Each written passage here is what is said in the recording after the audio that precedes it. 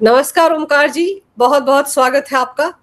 नमस्कार अंजू जी, आपके सभी दर्शकों को भी मेरा नमस्कार। सर, जो हरे रंग की चादर लेकर ममता के दरवाजे पर गए थे और बोले थे आप हारी नहीं है, उनकी तो खुद के घर में आग लग गई है सर। उनके 25 एमपी पाला बदलने को तैयार बैठे हैं और ये खबर आने के बाद देखिए कैसे हड़कंप मचा हुआ है समाजवादी पार्टी में। 25 से 27 संख्या बताई जा रही है और ये इतनी संख्या क्यों है, इससे कम या ज़्यादा क्यों नहीं है, वो भी मैं आपके प्रोग्राम में आज बताने वाला हूँ। देखिए, 17 अप्रैल 2026 लोकसभा में महिला आरक्षण संशोधन बिल और परिसीमन बिल गिरा था और 298 उसके पक्ष में पड़े थे, 230 उसके विपक्ष में पड़े थे। अगर 352 नंबर होते बीजेपी के पास और एनडीए के पास तो वो बिल पास हो गया होता। और उस समय आपको याद होगा, देखिए 298 और 352, इसका मतलब ये है कि 54 और सांसद होते उस दिन लोकसभा में इनके साथ, तो फिर बेड़ा पार हो गया होता।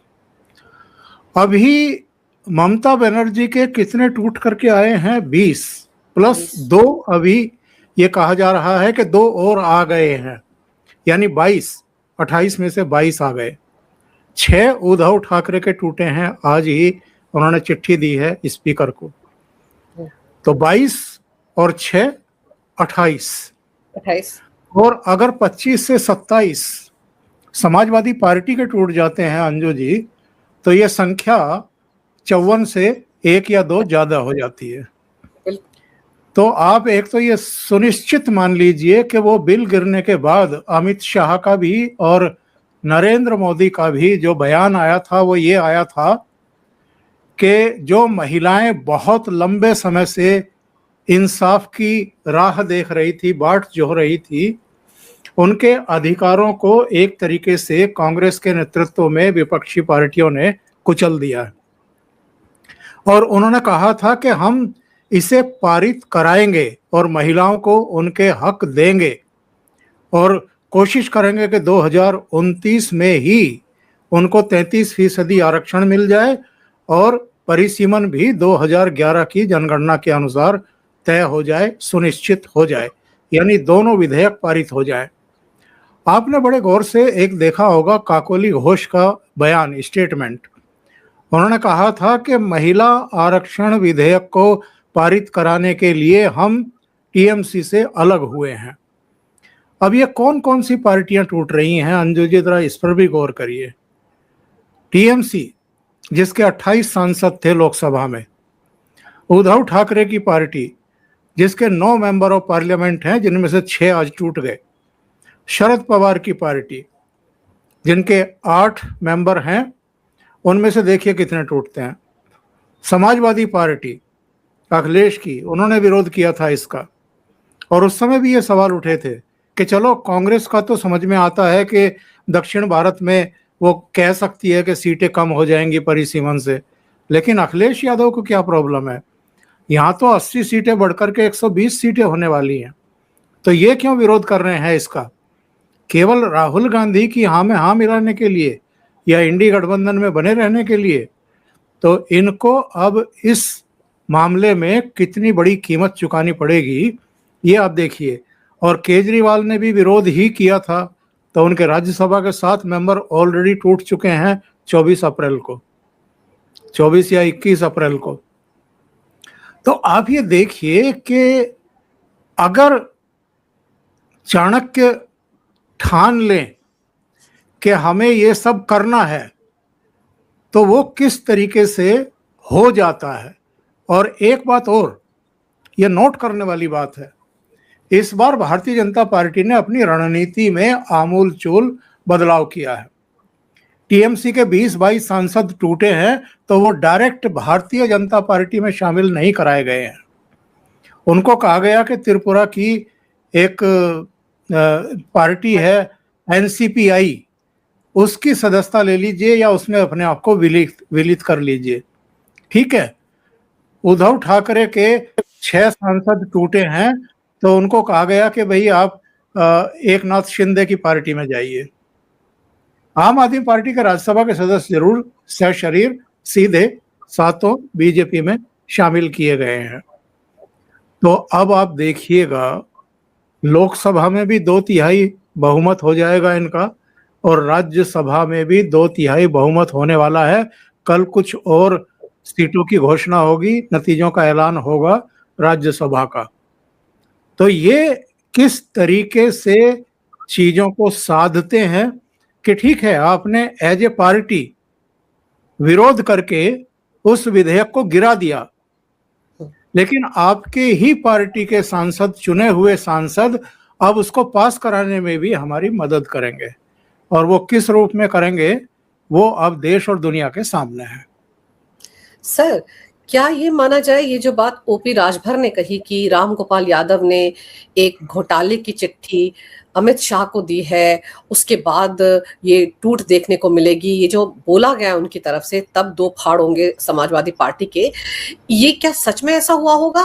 क्योंकि रामगोपाल यादव तो कहीं अवेलेबल ही नहीं है, उनका तो फोन ही नहीं लग रहा, और अगर सच में उन्होंने ऐसी कोई चिट्ठी नहीं दी है, तब तो फिर उनको तो सामने आके बोलना चाहिए ना, अगर चिट्ठी नहीं दी है। और अगर वो खामोश है, चुप है इतने बड़े आरोप के बाद, तो फिर इसका मतलब है खेला कहीं हुआ है। एक वीडियो वायरल है सोशल मीडिया पर, संसद भवन के परिसर में अमित शाह खड़े हुए हैं, वो इनके साथ खड़े हुए हैं, कुछ बात होती है, फिर एक पर्चा मुड़ा तुड़ा सा वो अमित शाह की हथेली पर रखते हैं। अमित शाह उसको देखते हैं, मंद मंद उनकी तरफ मुस्काते हैं और हाथ जोड़ देते हैं। अब कहा यह जा रहा है कि सांसदों की सूची हो सकती है, कहा यह जा रहा है कि कुछ भंडाफोड़ है, कुछ गड़बड़ियां हैं, उनके बारे में अवगत कराया है अमित शाह को। लेकिन जो भी है, इन चीज़ों को हवा इसलिए भी मिल रही है क्योंकि पिछले काफ़ी समय से रामगोपाल यादव अखिलेश यादव के अगल बगल दिखाई नहीं दे रहे हैं। और आप ये जानती हैं कि वो शिवपाल यादव के मुकाबले तो कम से कम अखिलेश यादव के बहुत करीब थे।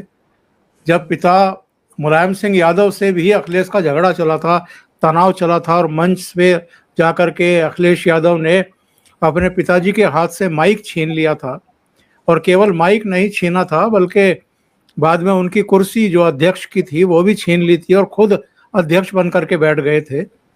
एक इंटरव्यू में मुलायम सिंह ने कहा भी था कि जो अपने पिता के साथ ऐसी हरकत कर सकता है वो किसी का भी सगा नहीं हो सकता है। तो रामगोपाल यादव उस समय भी अखिलेश के साथ थे, लेकिन इधर नहीं दिखाई दे रहे हैं। तो कुछ तो है, और जब कुछ होता है तो फिर इस तरह की चर्चाएं चल निकलती हैं। और समाजवादी पार्टी के भी सांसदों को ये तो पता है ना कि 2024 में वो कैसे जीत करके आए हैं। 2014-2019 में क्यों 5 पर अटक गई थी समाजवादी पार्टी, और इस बार अगर जीती है तो उसकी वजह क्या है। एक कमेंट बड़ा दिलचस्प मेरे एक वीडियो पर आज आया दोपहर बाद, जिसमें लिखा कि अगर मोदी जी को अब की बार 400 पार कराने देते ये लोग, तो ये नौबत ना आती कि अलग अलग पार्टियों में अब धड़ाधड़ सांसद टूट रहे हैं। ऐसा लगता है कि मोटा भाई 400 का आंकड़ा पार करके ही मानेंगे। 2024 में नहीं करने दिया तो 2029 से पहले हो जाएगा। तो मजाक भी ले रहे हैं लोग, लेकिन हकीकत तो ये है कि उस समय आरक्षण को लेकर के, संविधान को लेकर के एक प्रोपेगेंडा चलाया गया था, एक परसेप्शन जो है ऐसा बना दिया गया था कि मोदी जी और अमित शाह अब की बार 400 पार इसलिए मांग रहे हैं कि वो संविधान बदलेंगे। और तब के अयोध्या के इनके एक सांसद थे लल्लू, तो उन्होंने कुछ इस तरह की स्टेटमेंट भी दे दिए थे, वो भी चुनाव हारे और बाकी बड़ा नुकसान उठाना पड़ा, क्योंकि मोदी जी को 2024 और 2019, 2014, 2019 में बहुमत उत्तर प्रदेश की वजह से मिला था। तब 70 से ज़्यादा सीटें इनको और एनडीए के सहयोगी दलों को मिला, और 2019 में भी 64 सीटें मिल गई थी। इस बार घट करके वो 33 रह गई बीजेपी की, तो बहुमत भी चला गया। उत्तर प्रदेश बीजेपी के लिए बेहद महत्वपूर्ण स्टेट है। योगी आदित्यनाथ वहाँ लगातार काम कर रहे हैं, मोदी जी भी लगातार काम कर रहे हैं। उनको पता है कि उत्तर प्रदेश की महत्ता क्या है, तो इसलिए 2027 के लिए भी मेहनत की जा रही है और 2029 के लिए भी अभी से मेहनत की जा रही है। सर, अखिलेश यादव ने बाकायदा प्रेस कॉन्फ्रेंस करके कहा कि देखिए बीजेपी क्या कर रही है, सारे विपक्ष की पार्टियों में तोड़फोड़ कर रही है और ये सब नहीं होना चाहिए, ये राजनीतिक नजरिए से ठीक नहीं है। लेकिन सर, यही अखिलेश थे ना जो कहा करते थे कि केशव प्रसाद मौर्य आ जाए 100 विधायकों को लेकर तो मैं उनको सीएम बना दूंगा। ये तो खुद उनको सरेआम ऑफर देते थे। क्या ये तब बीजेपी को तोड़ने की बातें नहीं करते थे? और टूटेगा तो वही ना सर जो टूटने के लायक होगा, जो आने के लिए आतुर होगा। इसमें बीजेपी क्या करेगी? ये तो उद्धव ठाकरे की शिवसेना को भी समझना पड़ेगा और अखिलेश यादव को भी। देखिए, परिपक्वता होती तो इनके यहाँ तो प्रवक्ताओं की कोई कमी नहीं है, पूरी फौज लगा रखी है इन्होंने। अलग अलग चैनलों पर जाकर के इनके प्रवक्ता बैठते ही रहते हैं, बोलते ही रहते हैं। तो ये सब जो आया था इसका भी वो किसी प्रवक्ता के जरिए जवाब दिलवा सकते थे, प्रेस कॉन्फ्रेंस करवा सकते थे। लेकिन इनको जमीन पर तो काम करना नहीं है, तो मीडिया की सुर्खियां ही बटोरनी है किसी ना किसी तरीके से, या तो ट्विटर के जरिए 3, 4, 5, 7 जो भी ट्वीट करते हैं दिन भर में, या प्रेस कॉन्फ्रेंस के जरिए। कभी आपने सुना है कि वो उन्नाव में गए किसी प्रोग्राम में, या कानपुर में गए? चलो कानपुर तो फिर भी बड़ा शहर है, और बस्ती में या आपका जो झांसी है या जो दूसरे अपेक्षाकृत कम छोटे शहर हैं या कस्बे हैं, वहाँ पसीना बहाते हुए देखे गए हों अखिलेश यादव? कभी नहीं। तो वो सिर्फ सोशल मीडिया पर राहुल गांधी की तरह राजनीति कर रहे हैं और सपने देख रहे हैं फिर से मुख्यमंत्री बनने के, या जैसे राहुल गांधी कह रहे हैं कि 2029 तो हमारा है।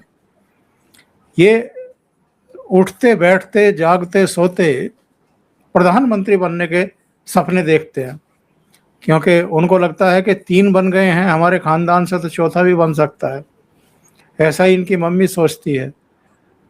तो ये लोग जितने वंशवादी चेहरे हैं जो राजनीतिक विरासत संभाल नहीं पाए हैं, संभाल नहीं पा रहे हैं अभी भी, इनका जो थॉट प्रोसेस है वो मुझे लगता है कि इनमें से अधिकांश तो विदेश के पढ़े हुए हैं। तो भारत की जो जमीनी सच्चाई है, जो स्थितियां परिस्थितियां हैं और आम आदमी का जो जीवन है, उससे ये परिचित ही नहीं है। चांदी की चम्मच लेकर के मुंह में पैदा हुए हैं, चांदी की ही थाली में और कटोरी में खाते पीते हैं, और वैसा ही इनकी सोच हो गई है। इनको एक्चुअल में बेसिकली यही पता नहीं है अंजू जी कि भारतीय जनता पार्टी की कामयाबी का रहस्य क्या है। और रहस्य कोई ऐसा नहीं है कि छिपा दबा छिपा है। सबको पता है कि टॉप टू बॉटम बीजेपी के कार्यकर्ता और नेता दिन रात कितनी मेहनत करते हैं। एक राज्य में कामयाबी मिलती नहीं है, दूसरे राज्य में इनकी टीमें पहुंच जाती हैं, इंक्लूडिंग आरएसएस। अब बंगाल निपटा है तो आप जांच करा लीजिए, तहकीकात करा लीजिए। उत्तर प्रदेश, उत्तराखंड, पंजाब, गोवा, मणिपुर, वहाँ आरएसएस की टीमें लग गई हैं।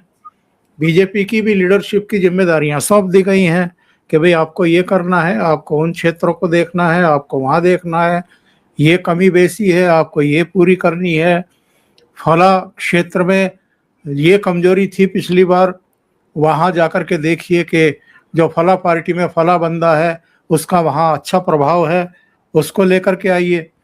तो ऐसे बीजेपी चुनाव जीतती है।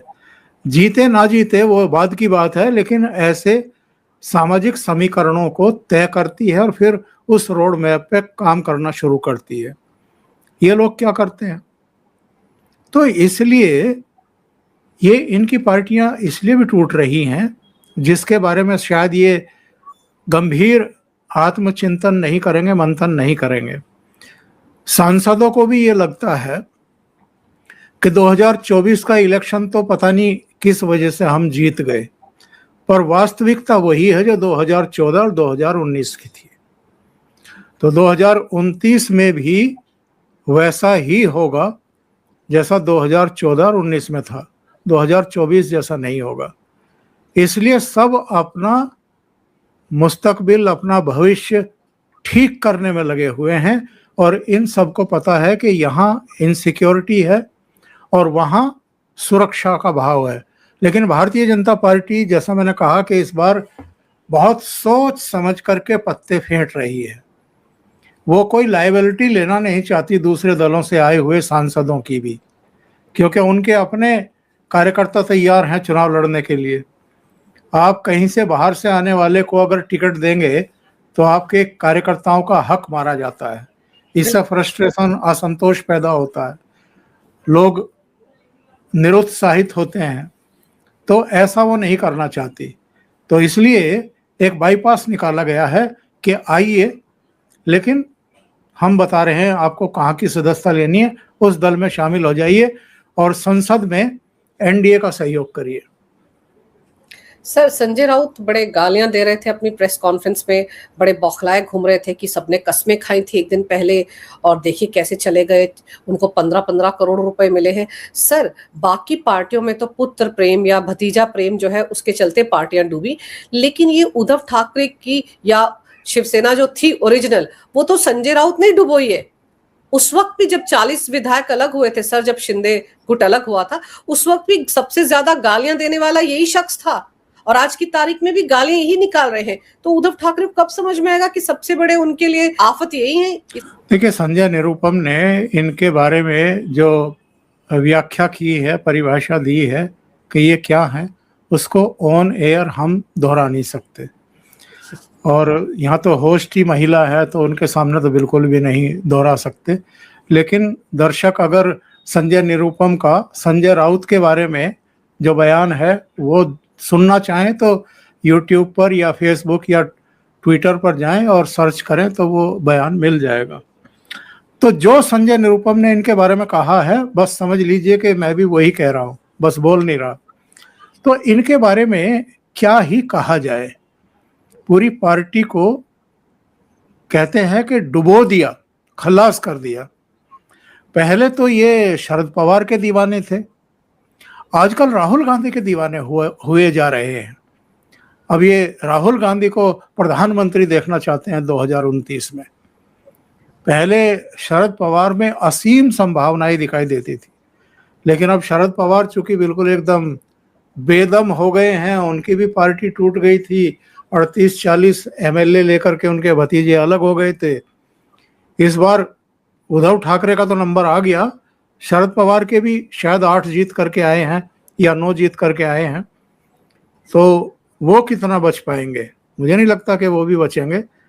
तो दोहरी कार सेवा उनकी भी होने वाली है महाराष्ट्र में। पहले भी उनकी पार्टी टूटी, उद्धव ठाकरे की भी टूटी, तो उद्धव ठाकरे की दूसरी बार टूटी है अब, और शरद पवार की पार्टी भी बचेगी मुझे लगता नहीं है। अगर समझदारी का कोई पुट होता तो जिस भाषा का इस्तेमाल करते हैं, जिस तरह अपने ही सहयोगियों को, साथियों को गालियां निकालते हैं, और वो भी बहुत गंदी जबान में, इन चीजों को देखिए भारतीय जनमानस, भारतीय मतदाता एक्सेप्ट नहीं करता है। एक समय को आपका भ्रष्टाचार, आपका कदाचार, वो सब सहन हो सकते हैं, लेकिन किसी पॉलिटिकल पार्टी का या नेता का या प्रवक्ता का जो एरोगेंस है, जो घमंड है, अहंकार है, उसको लोग बर्दाश्त नहीं करते हैं, और इसकी कीमत आपको बहुत बड़ी चुकानी पड़ती है। वही तो उद्धव ठाकरे के साथ हुआ है। पहले पार्टी छीनी, सिंबल छीना, मुख्यमंत्री की कुर्सी छीनी, किसी तरीके से पैरों पर खड़े होने की कोशिश की। लोकसभा चुनाव में थोड़ा सा बल मिला, कारण अलग अलग थे, जैसे यूपी में वैसे ही महाराष्ट्र में भी, वैसे ही पश्चिम बंगाल में, राजस्थान में, हरियाणा में भारतीय जनता पार्टी को कुछ शक्ति उसकी क्षीण हुई। लेकिन विधानसभा चुनाव में क्या हुआ?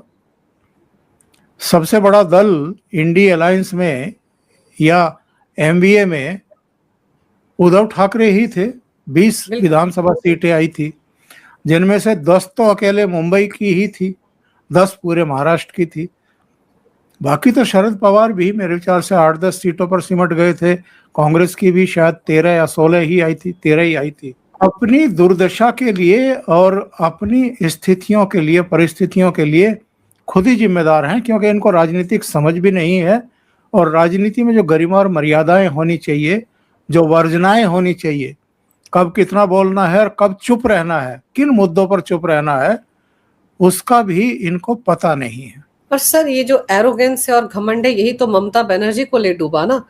ममता बनर्जी अब सड़कों पर हॉकर्स के हकों की लड़ाई के लिए उतरी हुई थी, धरना प्रदर्शन दे रही थी। पहले ख्याल कर लेती तो क्या जनता उनसे नाराज होती? उनके भतीजे का जो एरोगेंस था वही तो ममता को भारी पड़ा। यहाँ पर तो भतीजा प्रेम था। भतीजा तो चक्कर काट रहा है ना, कभी सीआईडी के कभी ईडी के। ममता का भी नंबर लगने वाला है। बिल्कुल लगेगा, देर सवेर ये होगा, क्योंकि कई मुकदमे उन पर दर्ज हो चुके हैं, भतीजे पर दर्ज हो चुके हैं। अभी तो भतीजा सीआईडी के, ईडी के चक्कर काट रहा है। ममता बनर्जी की भी कब शुरुआत हो जाए कह नहीं सकते हैं। उन पर भी कई मामले दर्ज हो चुके हैं। उन पर तो देश विरोधी बयान देने का भी, दंगा भड़काने का भी, सामाजिक वैमनस्य फैलाने का भी मुकदमा है। ये जो बंगाल में इस समय सिचुएशन है, ये तो जब तक टॉप लीडरशिप चाहेगी बीजेपी की तब तक बाहर हैं।